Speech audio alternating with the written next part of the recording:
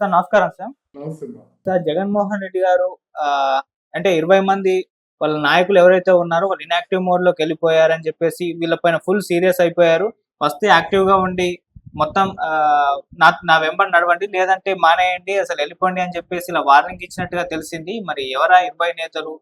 ఇప్పుడు జగన్మోహన్ రెడ్డి గారు ఇంత సీరియస్ అయ్యారు కాబట్టి వాళ్ళు మళ్ళీ ఇప్పుడు ప్రజల్లోకి వెళ్తారా? జగన్మోహన్ రెడ్డి గారి వెనకాల నిలబడతారా? ఏం జరిగే అవకాశం ఉంది? ఇలా జగన్మోహన్ రెడ్డి ఫ్రస్ట్రేషన్ లో ఉన్నాడండి. ఫస్ట్ ఏ ఒక్క తెలివైన నాయకుడైనా జీవితంలో చాలా తెలివైన వాడు అనుకున్నవాడు ఎందుకు చతికిల పడ్డాడు, ఏ పరిస్థితులు మనల్ని బొక్క బోర్లా పడగొట్టాయి అనేది ఆత్మ విమర్శ చేసుకోవాలి.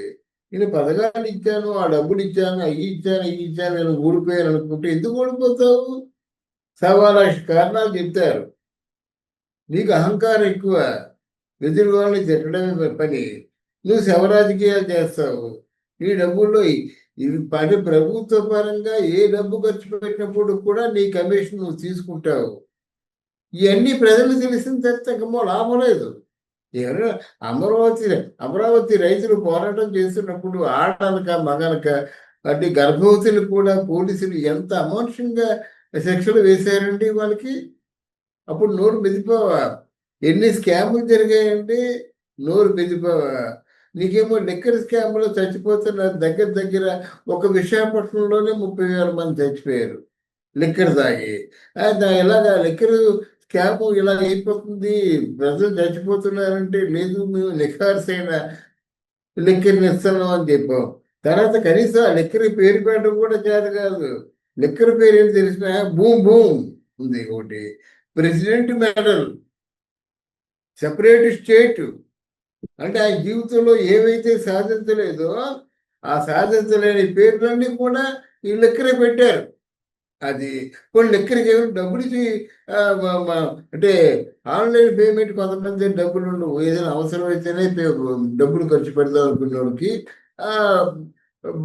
వాడికి కార్డులో ఉంటాయి డబ్బులు.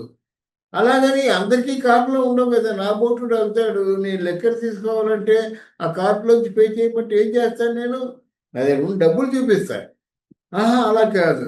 అంటే లిక్కరు ఎవరెవరు ఎంత కమ్మారు, లిక్కర్ మీద ఎంత ఖజానా వస్తుంది, ఖజానా ఎంత నిండుతుంది, అంతా రాజావారికి తెలియాలన్నమాట. అంటే అక్కడ ఆన్లైన్ పేమెంట్ తప్ప క్యాష్ రూపంలో పుచ్చుకున్నది ఏమీ లేదు. తర్వాత ఇక్కడ ఫ్రాంచైజీ సిస్టమ్ ఒకటి వచ్చేసింది. ఇక్కడ రోజా బ్రదర్స్ లిక్కర్ నడిపించారు, అక్కడ చెవిరెడ్డి భాస్కర్ రెడ్డి లిక్కర్ నడిపించాడు, అక్కడ మన ఎవరు అక్కడ కొడాలని ఫ్రాంచైజీ సిస్టమ్ నడిపించాడు. ఇలా ఎవరికి వాళ్ళే నిలాని వీళ్ళందరూ నడిపిస్తున్నప్పుడు వందల కోట్లు వేల కోట్లు వెనకేసుకున్నారు. వీటన్నిటికి కూడా అలవాటు చేసింది నువ్వే కదా. ఇవన్నిటికి కూడా కేంద్ర బిందువు నువ్వే కదా. అయితే ఒక ప్రశ్న నేను సూటిగా అడగదలుచుకున్నాను జగన్మోహన్ రెడ్డి. మీకు మీ చుట్టూ ఉన్నటువంటి వద్యమాగదులు ఈ 10-15 మంది తప్పితే గెలిచిన 151లో ఎంతమంది మీకు తెలుసు? ఎంతమంది మిమ్మల్ని కలుసుకున్నారు? ఎంతమంది మీకు మీరు వాళ్ళకి అపాయింట్మెంట్ ఇచ్చారు? ఎంతమంది తాలూకు కష్టాలు మీరు విన్నారు? సూటిగా ప్రశ్న ఒకటే. ఎంతసేపు ఆ సజ్జల రామకృష్ణారెడ్డి, ఆ రామకృష్ణారెడ్డి ఏం చెప్తుంది?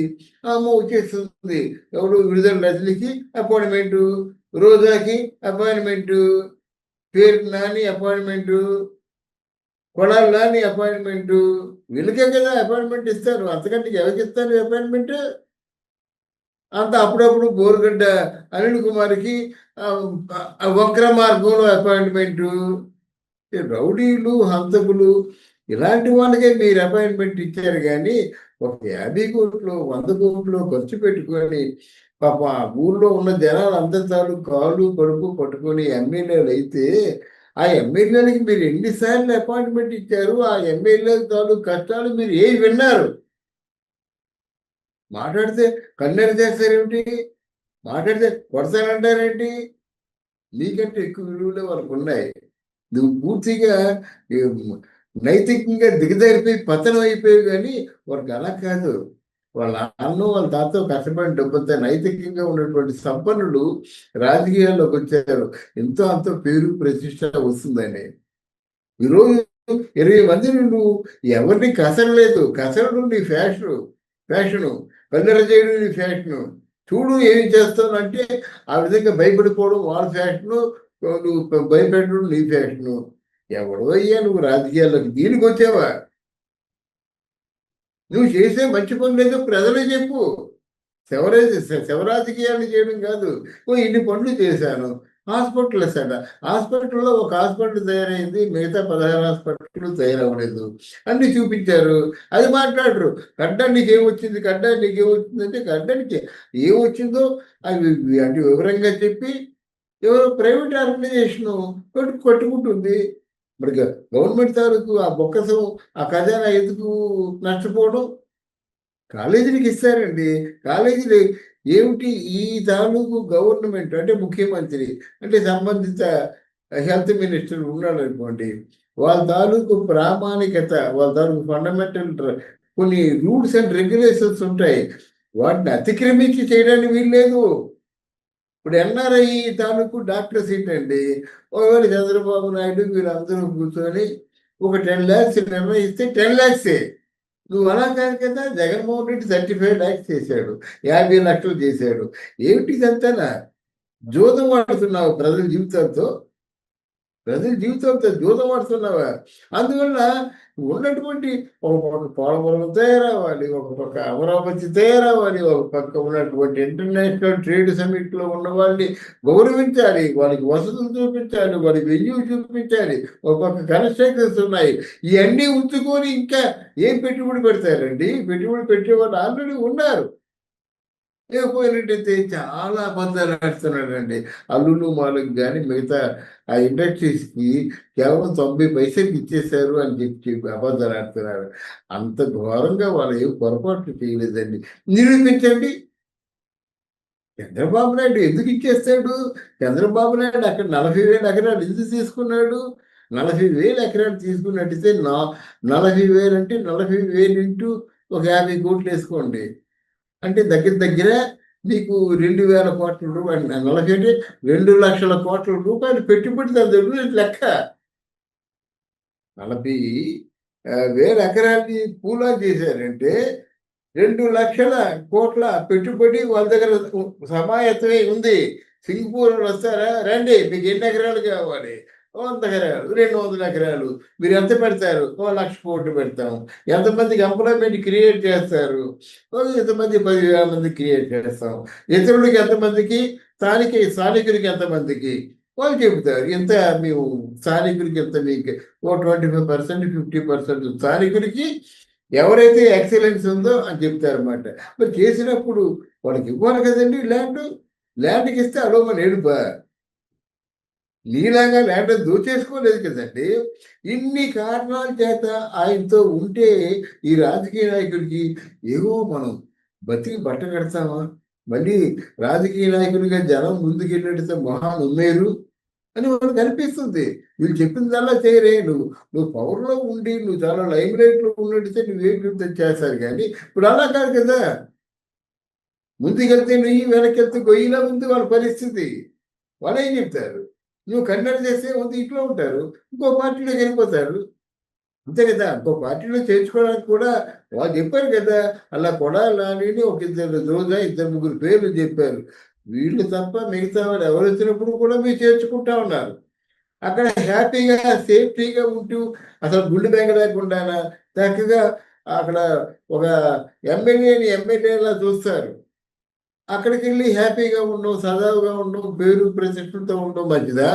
ఇక్కడ క్షణం గుండెల్లో ఆ ప్రాణం పెట్టుకొని ఇలా భయపడుతూ బ్రతకడం మంచిదా? వాళ్ళు ఆలోచించుకుంటారు. మీరు ప్రత్యేకించి చెప్పేది ఏమిటి? డెఫినెట్గా ఇప్పుడు ఒకవేళ జగన్మోహన్ రెడ్డి కానీ అరెస్ట్ చేసినట్టయితే అయిపోయింది అంతే. YCP party Jaganmohan Reddy arrest అయిపోయినట్టయితే ఎవరు రాడు అసలు. తల దాచి చూసుకోవాల్సిందే. వీళ్ళు ఇప్పుడు పేరు నాని, కొడాలని, రోజా వీళ్ళందరూ మాట్లాడుతున్నారంటే వాడికి బాగా కడుపు నిండిన బేరం. ఒక్కొక్కరికి 1,000 కోట్లు సంపాదించారన్నమాట. మరి ఎలాగైనా బతికేద్దాం అనుకుంటున్నారు. ఇప్పుడు చెవిరెడ్డి భాస్కర్ రెడ్డి పరిస్థితి అయిపోయింది. ఆస్తులు 800 కోట్ల ఆస్తులు సీజ్ చేశారు. లబో దిబో నన్ను క్షమించు బాబోయ్ అని గోల పెడుతున్నాడు లోకేష్ని.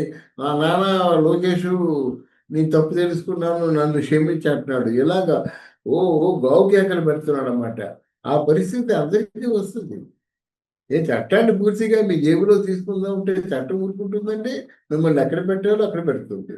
అందువల్ల ఓ, జగన్మోహన్ రెడ్డి కన్నెర చేసినంత మాత్రంలో డబ్బులు పెట్టి ఖర్చు పెట్టి ఎమ్మెల్యే అయినవాడు మౌనంగా ఊరుకోడండి. ఆ రోజులు పోయినాయి. కొన్ని గెలిన 100 సీట్లు వచ్చి గెలిచావా, నువ్వు అన్నట్టల్లా పడతారు. నీ వల్ల మాకు వసతి లేదు, నీ వల్ల మాకు విలువ లేదు, నువ్వు కన్నెర చేసి ఈ శవ రాజకీయాలు చేస్తుంటే దానికి మమ్మల్ని సమర్థించమంటే ఎలా సమర్థిస్తామని వాళ్ళు అంటారు. ఆ ప్రశ్నకి జగన్మోహన్ రెడ్డి దగ్గర బదులు ఉందా? ఇప్పుడు విజయసాయి రెడ్డి అయితే కొంతవరకు వాళ్ళందరి నోళ్ళు నొక్కాడు. అసలు అక్కడ వాళ్ళు ప్రశ్నించిన ప్రశ్నలు జగన్మోహన్ రెడ్డి వరకు కూడా రాకుండా చూశాడు, రాకుండా చేశాడు. కనుక ఏదో కరకట్టడం చేద్దాము, బెదిరిద్దాం అనుకుంటే మాత్రం ఏ ప్రజాప్రతినిధి కూడా ఒప్పుకోడండి. Right sir. Thank you so much sir. సమస్య